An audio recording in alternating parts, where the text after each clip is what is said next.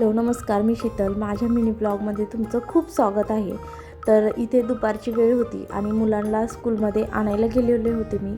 तर तिथून येता येता ज्यूस प्यायचं ठरलं. तर मुलांना प्यायचं होतं चॉकलेट म्हणजे चॉकलेट शेक आणि मी मँगो ज्यूस पिणार होते. तर चला, तर इथे मुलं खूप खुश होती कारण चॉकलेट हे सगळ्यांनाच आवडतं, म्हणजे मुलांना तर खास त्यात जास्त आवडतं.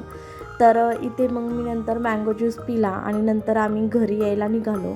तर घरी आल्यानंतर मग बाकीचं सगळं आवरून वगैरे घेतलं. मुलं थोडंसं खेळायला वगैरे गेले. संध्याकाळ झाली होती आणि नंतर मी ते स्वयंपाक करायला घेतला होता. थोडा लवकर घेतला होता कारण उपवास असलं की परत काही सुचत नाही आणि दिवसभर काही खाल्लेलं पण नव्हतं, कारण की उपवासा दिवशी मी खिचडी वगैरे काही खात नाही, फक्त फ्रूट आणि मगाशी मँगो ज्यूस वगैरे पिलेला होता दुपारी.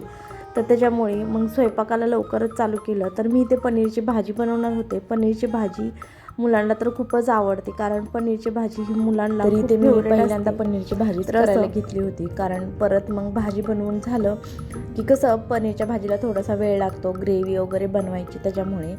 आणि नंतर मग संध्याकाळ झाली, सगळा स्वयंपाक वगैरे पूर्ण झाला माझा आणि नंतर मग मी इथे नैवेद्याचं ताट काढलं, कारण की करून ठेवलं. मुलांना खूप भूक लागली होते, त्याच्यामुळे पहिलं नैवेद्याचं ताट बनवून ठेवलं आणि मी इथे पनीरची भाजी, चपाती, भात, शिरा आणि भजी, पापड वगैरे बनवलं होतं आणि त्या आदर्श आणि श्रेया जेवण करायला घेतलं. आणि नंतर जे आहे चंद्रोदयाची वेळ झाल्यानंतर, चंद्रोदय झाल्यानंतर मी इथे आरती वगैरे करून घेतली आणि नंतर नैवेद्य वगैरे दाखवून घेतला.